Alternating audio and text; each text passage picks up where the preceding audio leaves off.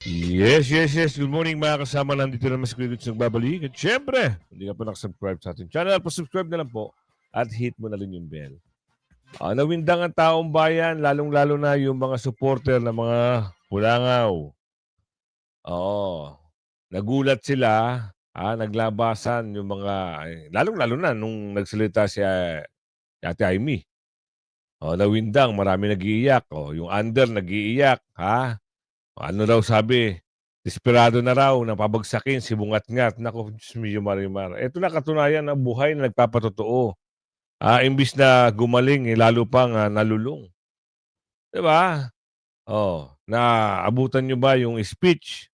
Oh, nandun tayo, hindi lang tayo nag-video. Pero mamaya babalik ulit tayo. Ano lang tayo, simple lang tayo. Andun din, si Miss Amy, doon sa INC nagsalita. Si Atty. Respicio doon sa EDSA. Maraming personalidad ho ang mga nagsalita na. Iba't ibang yung mga general, may active general may retired generals. Ano masasabi ng kapulisan? Alam niyo yung ibang pulis kahit nandun pero yung simpatya nila talagang nasa Duterte. Ano ba ang laban nito? Sabi nito, merong nag-iiyak diyan lalo na si Gugong. Gugong! Yung ob-ob, yung laging nagsisigaw ng ob-ob. Ang laban dito hindi para pabagsakin, para ito sa mamamayang Pilipino. Kung naiintindihan mo, ang simpatya ng tao, ikaw ba naman commanding in chief, ikaw ay isang gumagamit ng pinagbabawal na candy? Kaya pala gano'n, simplehan na lang natin. Oo. Kaya siguro nakakapag-isip pa mag-utos ng insertion, wala sa wisyo ang mama. At, bakit nag-resign nga pala, at ang bilis nilang aprubahan, yung kay ES Bersamin at tsaka kay Miss, Alea. Hindi na ho siguro kayang, alam niyo yung, delikadesa. Tama yung ginawa niyo ma'am, sir, tama po yun. Ngayon, hinihintay ng taong bayan yung pagsasalita niyo rin patungkol dito. Kasi hindi magre-resign itong mga ito kung wala naman talaga. Meron. Hindi lang sila makawala kasi siyempre baka mamaya mapag-initan sila, eh. Ngayon kumikilos na rin sila, naka-eskapo sila, sorry, dahil nga meron na rin nagsalita. Bilang lang kayo ng ilang araw, 'di ba sabi ko nga sa inyo, ah, ang bilis ng pangyayari. Kaka-vlog ko pa lang, i-upload ko pa lang ng 12:00 ng gabi, meron na kaagad balita. Tinanggap na yung resignation ni ES Bersamin. 'Di ba nababalita pa lang na magre-resign.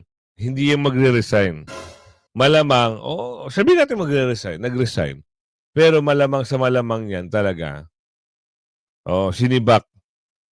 Kasi hindi natin sure, Ako hindi ko rin sure. Pero kung nag-resign siya, very good. All goods yun. Kung sinabak, anong dahilan? Baka hindi na sinusunod yung mga utos. Pero the best ka, ES Bersamin. Yung ginawa mo, isang pakita mo lang sa taong bayan na na nagamit ka rin. Very good yan. So ito ipasok na natin itong mga video na ito patungkol sa pag-amin ni Ate Amy at mamaya yung buong video. Yung buong video naman, bigay muna natin kay Robin. Robin, sa'yo muna ang, sa'yo muna. Ikaw muna ang, magpaliwanag. Nabigla ang mga dumalo sa Rally for Transparency and a Better Democracy nang biglang umakyat sa entablado ang presidential sister at si Senator Amy Marcos Yan. at nagbigay ng mensaheng aniyay tawag ng kanyang konsensya. Sa kanyang talumpati, binanggit ni Senator Amy ang mabigat na pansin na dala niyang bilang kapatid ng Pangulong Marcos Jr. Aniya, kinumbinsi ko pa si Bongbong. Sabi ko sa kanya, pakasalan mo na si Lisa. Naisip ko noon, kapag nag-asawa na siya, malalagay na siya sa tahimik at magkakaroon ng direksyon. Ang laki ng pagkakamali ko. Mas lalo lang lumala ang kanyang pagkalulong. Kita nyo na, mas lalong lumala. Ngayon, ibibigay ko sa inyo yung yung pinaka-slide niyan. Kasi, mas maganda yung buong speech ni Ate Amy. Oo. Ano ba ito? Full ba to? Uncut ba ito? O maganda kasi marami pa tayong mga kababayan ang hindi nakapanood. Pero kung nakatutok ka sa nangyayari kagabi, kahapon, at nung umaga, mantakin nyo ha. Anong may tangke na sa loob? Oo, bakit may tangke na sa oo. Anong dahilan? Nakakaramdam na ho siguro sila na talagang may mangyayaring hindi maganda, di umano. Oo, baka yung dami ay nadoble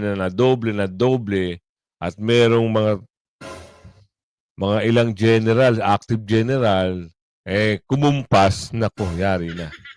Diba? Kaya siguro naglagay na sila ng mga ano nila doon.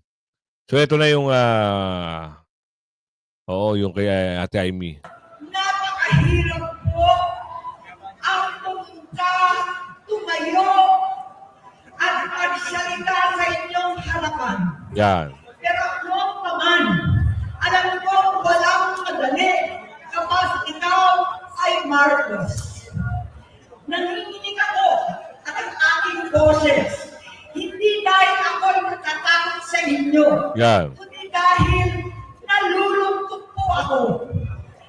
Ibang paumanhinig nyo sa gitna ng magsasalita ko, ako'y hihinto, hihina dahil sa bigat ng aking kalooban.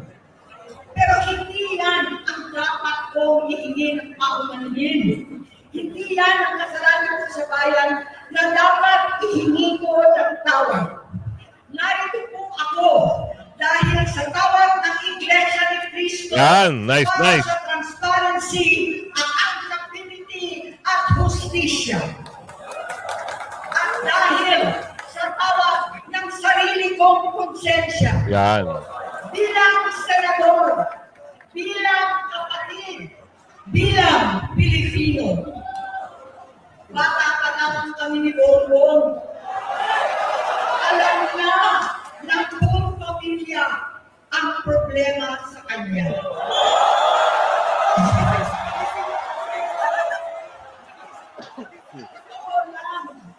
Mababasa naman ng lahat ang mga testimonya ng aking ama patungkol sa kanyang ugali at gawain. Noon, dahil may tatay pa kami, hindi ko pa siya responsibilidad. Noong tumatanda, ay mas naging nakakabahala. Batid ko na nag-drug siya. Agoy.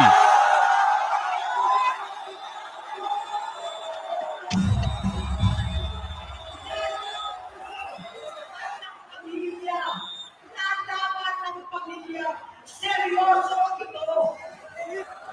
Minsan, kami ng Presidential Guard at Metro Bomba ang naglilinis tuwing nagpa-party po sila. Nabuhay kami magkakapatid sa ibang bansa. Kami-kami lang. Kinumbinsi ko pa si Bongbong. Pakasalan mo na si Lisa. Naisip ko noon, kapag nag-asawa siya, malalagay na sa tahimik at magkakaroon ng direksyon. Ang laki ng pagkakamali ko. Mas lumala ang kanyang paglulong sa droga.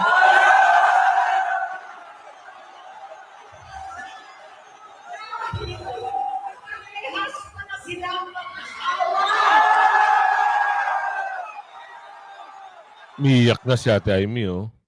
Alam mo yung ramdam na galit ka kasi yung kapatid mo ay nalugmok, ha?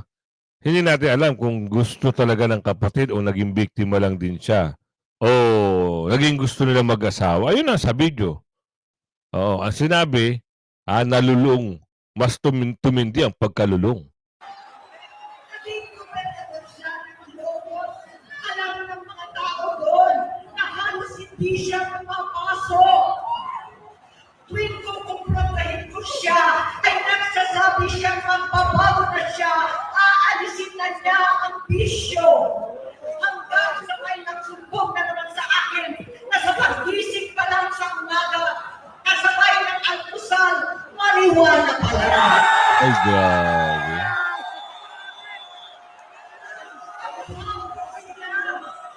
Lahat sila nagiinom at gumagamit ng cocaine. Kasama ng asawa at barkada. Nako. Tulad ng mga ko, kinastigo ko ang mga barkada niya. Ang nasirang si Bong Dasa, si Edwin Cruz, Inigo, Tony Boy, Sam Anton, alam po ninyo yan. O, kita mo? Sap, Anton, damay. Alam po ninyo yan. Kaya naman pala, yung magkakakulay, magkakakutis. Oo. Nabilanggit dito. Oo, nagre-resign na sa takot ang mga pulis nila at staff dahil sa lumalalang bisyo. Inayos ko sila dahil gusto niyang ipit ang buhay niya. Gusto niyang mag-vice-presidente. Hindi siya pinalad at lalo nagkaroon ng oras para sa bisyo. Simula noon, naging malabo sa amin ang lahat. Kaysa mag-away, bigla na lamang lumayo ang loob namin sa isa't isa. Noong 2016, kasabay ng kampanya ng dating Pangulong Duterte laban sa droga, lumabas ang pangalan ni Bongbong sa listahan. Nakasama siya sa listahan ng mga celebrities, mga artista, Maricel Soriano at Nako. Masinsinan pong kinausap si Pangulo Brody. Halos nanikluhod ako. Sinabi ko ayon sa kapulisan, dapat unahin, usigin ang mga pusher at saka na lamang sagipin ang mga user. Naligtas si Bongbong. Labis ang takot ko at pag-aalala. Kinausap ko siya at nagsabi siyang talagang siya ay nagbabago na. Muli at lagi, hindi ako nawalan ng pag-asa. Ako'y naniwala ulit. Mula noon na natatanggap ko na lang na balita tungkol sa kapatid ko ay biglang na magpapadoktor. Kaya umama naman ako. Inisip ko, totoo, dahil na-opera na ang tuhod niya sa gout. Siguro, totoo na ito. Hanggang nito, nalaman ko na tuloy ang naggamit niya sa mga party na karapalan ng hahain ng droga. Pinagmamalaki pa ng mag-asawang kayang-kaya nila ang microdosing ng cocaine. Hati-hatiin daw para 4 na beses sa isang araw. Hindi mabibisto. Ang pagmamadoktor, pinalabas nila ang mag-stem cell. Nagpapalitan ng dugo, nagpapag-blood transfusion. Kayang-kaya raw, hindi ko maintindihan ang pinagsasabi. Noong 2021, kahit paano, nakikita kami at nagkakausap. Sumamba siya sa aking talagang hinintunan niya. Naniwala ako kasi sabi niya, gusto niyang tumakbo. Ang sabi ko, tutulong ako sa abot ng aking makakaya. Ipinakilala ko si Bongbong kay Inday. Naging magkatandem sila. Pagkatapos noon ay biglang hindi na niya ako ulit kilala. Kahit si Inday, nagtataka, bigla ko na itsawera. Kahit gano'n, nakampanya pa ako para sa kanya. Kahit si Inday na lang ang aking nakakausap. Hindi ko alam bakit ako nakabang sa headquarters nila sa Mandaluyong. Hindi ko alam bakit walang nagre-report sa akin tungkol sa kumpanya. Sa totoo lang, masakit mang aminin. nung dinidisqualify na siya. Halos papaboran ko na sana dahil may nagsumbong sa akin mula sa kanyang campaign team na gumagamit na naman siya.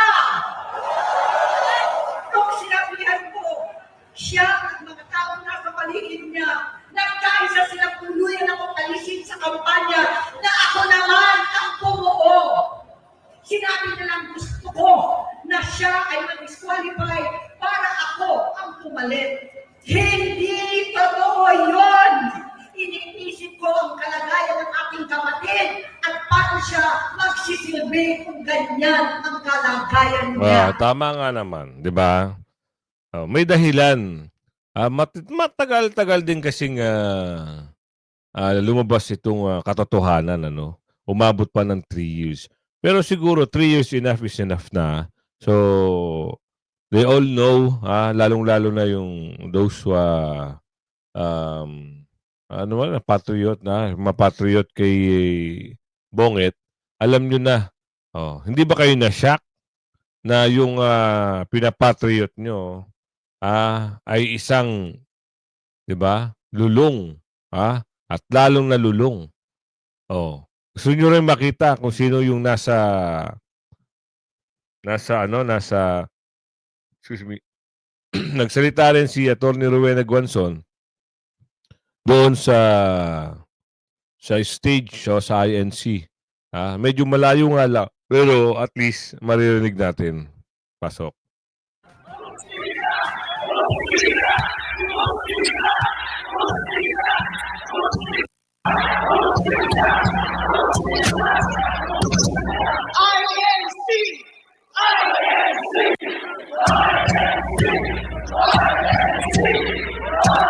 May buklak yan.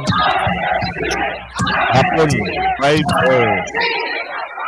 Mga kababayan, tayo ba ay nasa demokrasya? Tayo ba ay sa malayang bayan? Namili ba tayo noong nakaraang eleksyon? Pero tama ba ang mga ginagawa nila sa ating bayan ngayon? Hindi. Hindi tama! Hindi tama! Hindi tama! Hindi tama! Hindi tama! Hindi tama! Hindi tama! Kaya tayo nandito ngayon. Naninindigan tayong lahat. Yan. Dahil ito ang katungkulan ng mamamayan, hindi lamang sa ating saligang batas, kundi sa ating mga pamilya at sa future ng ating mga anak. Yan. Kung pinili natin ang demokrasya, tayo ay pinangakuan na sa demokratik na gobyerno ay mapapakunlad ang ating bayan, mapapaaral ang ating mga anak, mabibigyan ng trabaho ang ating pamilya, na gumaling sila sa sakit na korupsyon. Kaya ngayon, ang Indonesia ay mataas na ang rating sa credit index. Ang Pilipinas, 2.7 trillion every year gustong utangin ng ating mga pinuno. Sa 2.7. Ito nyo kung gaano karami na. Noong mga bandang, di ba second day kahapon, so, naging naging 1 million mahigit na ho yung tao. Ngayon, ayaw ibalita na mga sinungaling na stream. Ayaw nila ibalita. Ang lagi sinasabi nila ay 650,000 lang. So, nadoble po yan. At nag-plus pa yan yung nasa Liwasang Bonifacio at yung nasa EDSA People Power Monument. So, yun. Yun ang katotohanan. Inulan pa nga yung sa EDSA People Power Monument. Pero kahit umulan, hindi ho nagpatinag ang mga tao doon.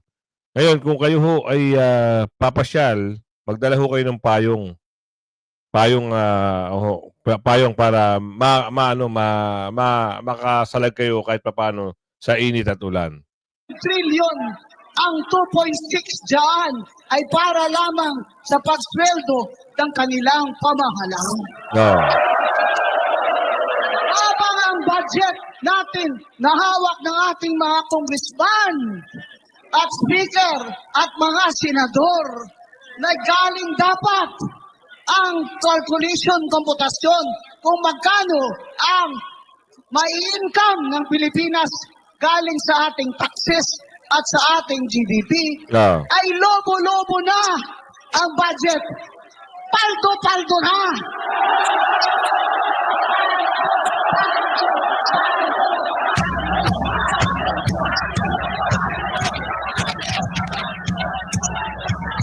Inyo, dumadagong-dong ang Quirino Grandstand dahil alam mo, sabik sila na marinig ang mga boses lalong-lalo na nung nagsalita si BP Sara, si Atty. Guanzon, si Ate Amy, Senador Marcoleta, kita nyo naman, lahat ng mga paninira nila kay BP Sara, ito ang kapalit. Oh. Ngayon, lumabas ang katotohanan. 'Di ba? Totoo lahat yung naghihiring-hiring na yung sa Senado, yung nabanggit yung pangalan ni yung Diamond Square, Diamond Square, hindi Star, na nagkokokokokokokokokok. Totoo pala, ito, sinabi na naman dito eh. Hindi naman magsisinungaling eh. 'Di ba? Ang galing na Diamond Square tapos mababalitaan mo at the end of the time. Nagkaganon pala. Diyos mio. Kaya pala. Sayang. 'Di ba? Sayang. Tumanda na lang na wala. Imbis na maganda yung reputasyon, nasira. Ito panoorin nyo rin yung kay Kiko Barsaga. Yung kanyang pagsasalita doon sa People Power Monument. Kaya nga, sabi nga ng iba, kung kayo ay nasa ibang bansa, yung suporta nyo sa social media, kaso hindi nga kayo makakapunta, di ba? Sa social media na lang, pwede. At yung iba, may nakita nga akong post eh. Yung post nila, kahit nasa bahay lang, pero yung simpatya nila, tayo naman, hindi na tayo nag-video. So, ito tuloy. Na baguhin ang ginawa ng pamilya niyang legacy, ng niya, Marcos legacy, pero sinayang niya lang.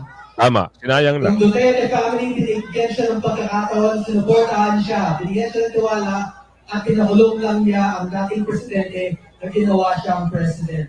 He imprisoned the man who trusted him and the man who gave him the faith in leading the country. So dati ang sigaw natin, BBM. Ngayon ang sigaw natin, Marcos resign! Yun! Marcos resign! Marcos resign! Marcos resign! Kasi wala nang kinabukasan ang ating bansa sa pamamalakad ni President Bongbong Marcos. Kung resign ka na, ang dami mo lang ninakaw sa amin. Ang dami nyo lang ninakaw, ang dami lang namatay.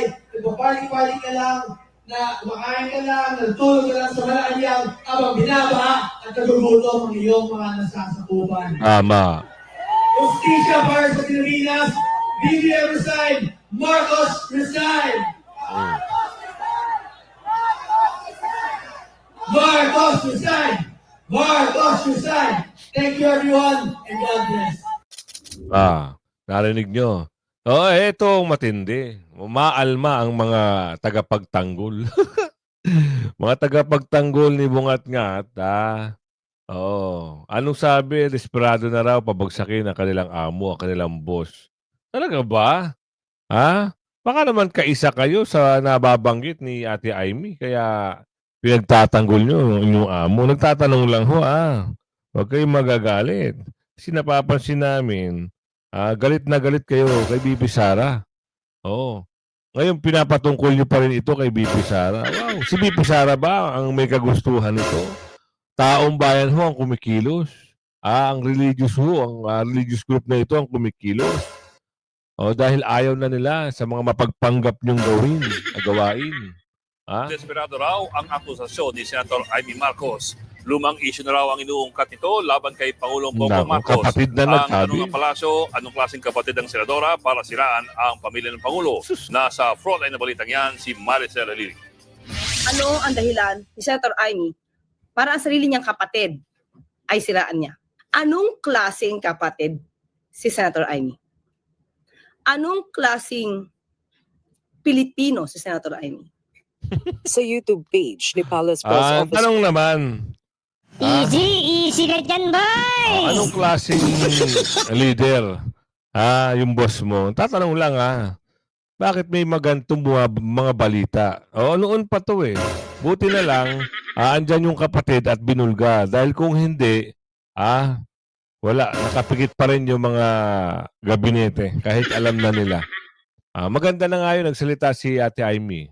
Diba? Maganda na yun. Alam na ng taong bayan. Bakit? Sinuwento niya lahat. Umabot ng 27 minutes yung speech. Sa habang-haba ba hindi mo pala nag-gets? Tanong lang Huwag masyadong high blood. Kasi na-high blood ka nung tinanong ka ni Prof. Malo. Baka lang alam mo. Nagulat siya. Ayun. Lumabas ang tunay. Undersecretary Claire Castro, pinanood niya ang mga banat ni Senador Amy Marcos sa INC rally laban kay Pangulong Bongbong Marcos. Isa-isahin natin kung gaano siya kadesperada. Batid ko na nagdadrag siya. Diba? Batid mo? Bakit hindi? Samantalang nandiyan ang test ng St. Luke, sinabing hindi.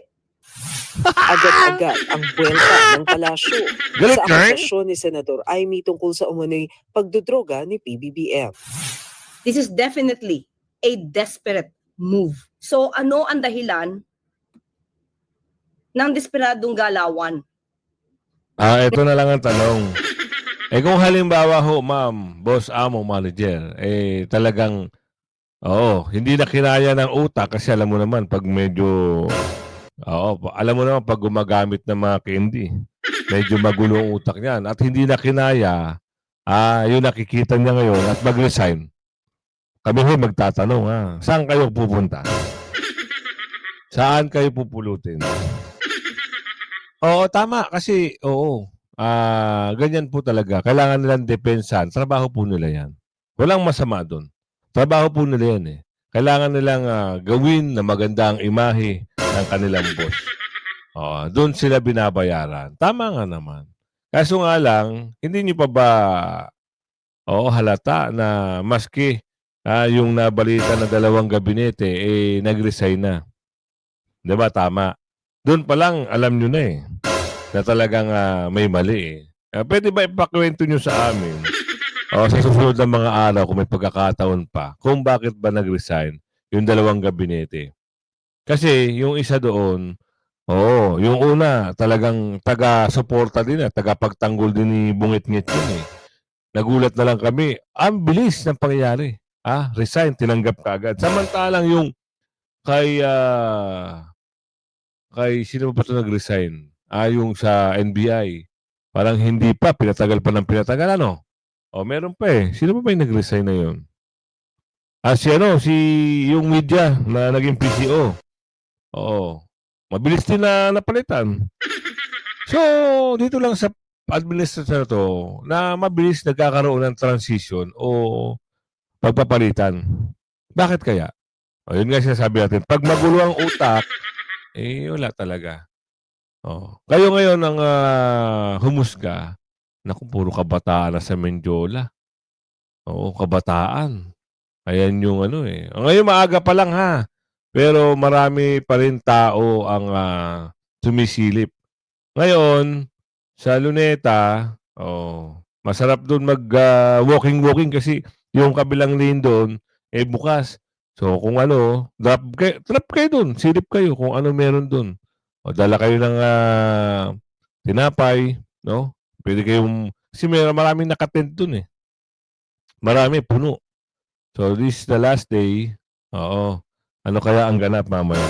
So abangan natin Hindi na ako nakakapag-video kasi okay na.